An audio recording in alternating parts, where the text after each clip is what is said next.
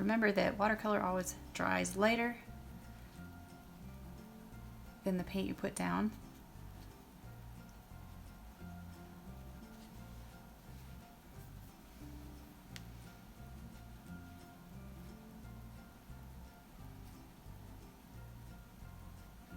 You might be shocked by this blue I'm adding, but it is going to dry lighter.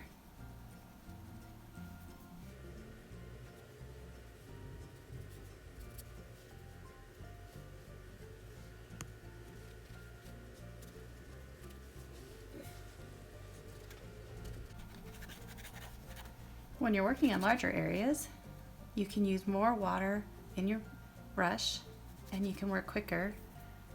More of a scrubbing technique.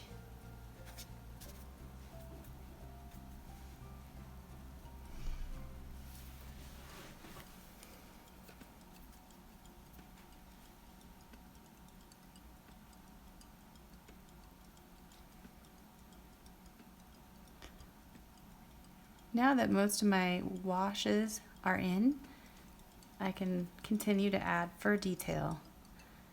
Again, by splaying my brush or using just a very, very tiny brush and paint ever so lightly. Short, quick motions, almost like you're petting the little puppy with your brush. Be sure that the fur direction is accurate.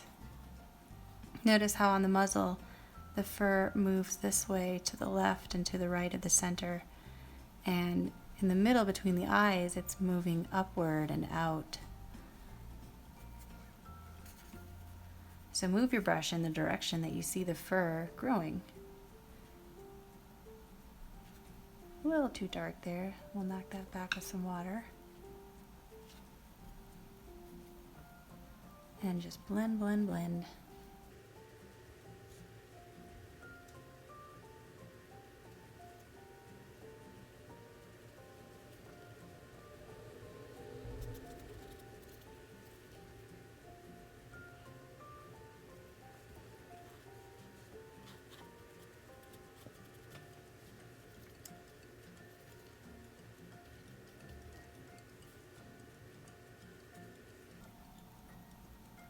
Getting back into the ears, they need a little more detail. They're still a little bit undefined.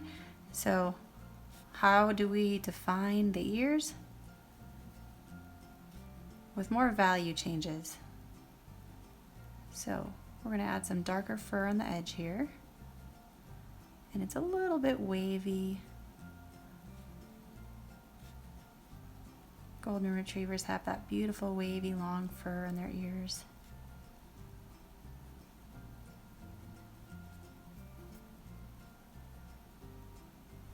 Keeping it soft and a little bit undefined towards the top of the ear.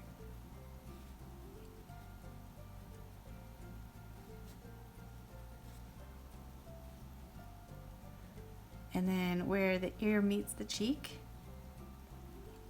create a little bit more shadow.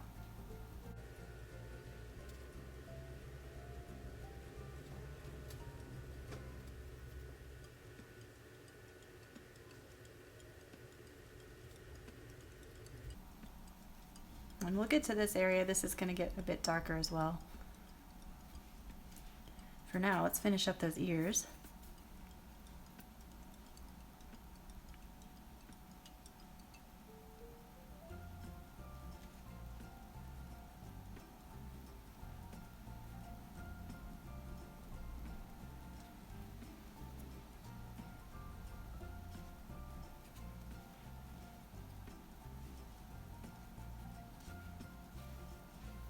See, our puppy's really starting to come to life. You can start to imagine how soft that fur is. Like you could just reach out and touch it.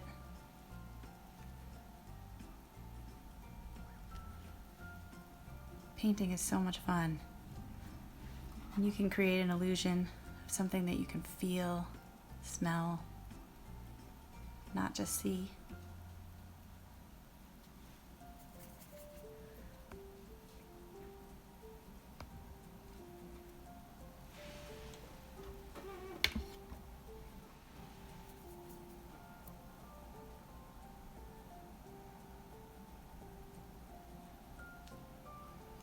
Here I'm being careful to paint around some of the little white highlights in the fur.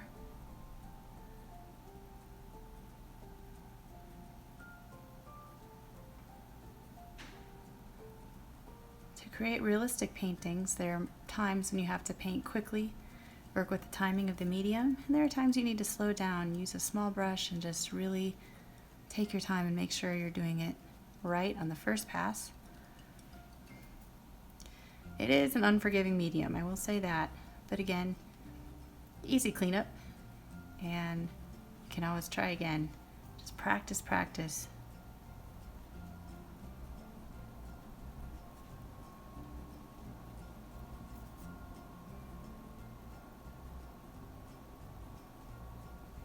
It is important that you have high quality products, particularly the paper. I'm using a Fabriano Artistico 140-pound 100% cotton block of cold pressed paper. It really handles a lot of water very well, and because it's a block, it doesn't buckle. So I really love this paper. I also love Arches.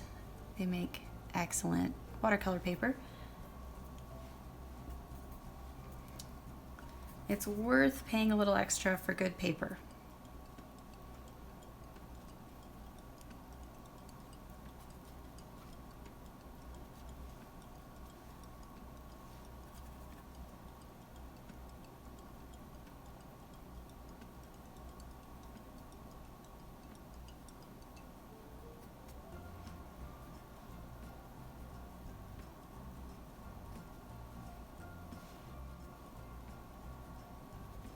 Alright, I am going to switch back to my larger brush as we finish up the fur on the chest area. I'm going to wet the paper again. And this is not going to be as detailed as the face area, but we do need to add a little more shadow under here, a little more blues to balance out the blues in the face. So once again, I'm going to take my turquoise blue and drop it in on this side over here.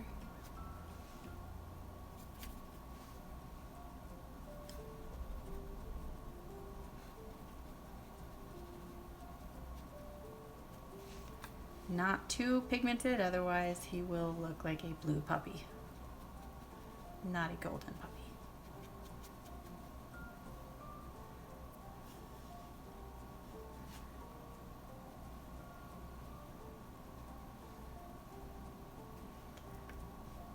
Take a little burnt umber, continue to darken underneath the head.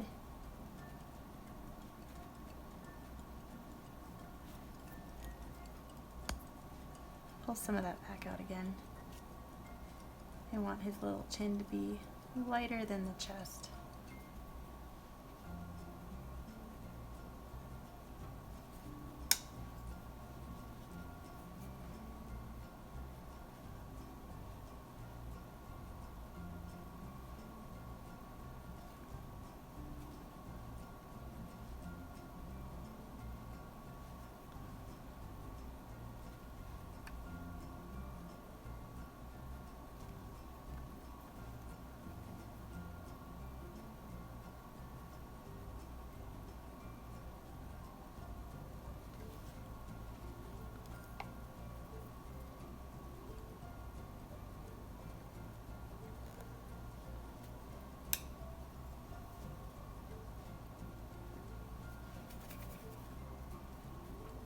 Just playing my brush again to get that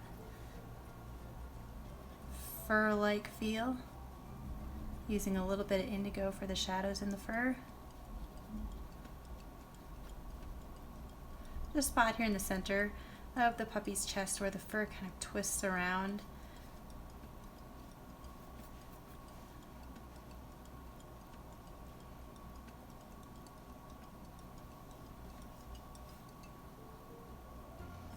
And here where the top of the leg starts.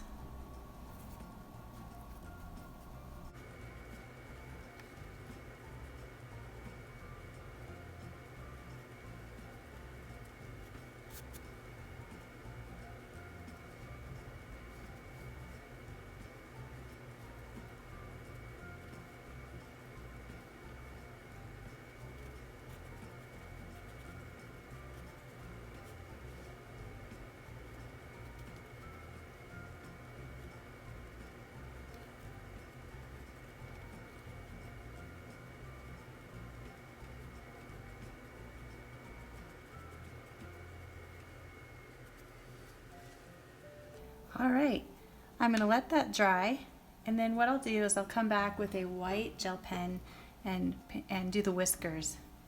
So I'll show you the final result after that. I hope you enjoyed this video. Please feel free to comment and post any questions you have for me. I will try to respond to each and every one of you. If you have any other ideas for videos you'd like me to do, I would love to hear from you. So please just hit the subscribe button for more videos like this, and thanks for watching.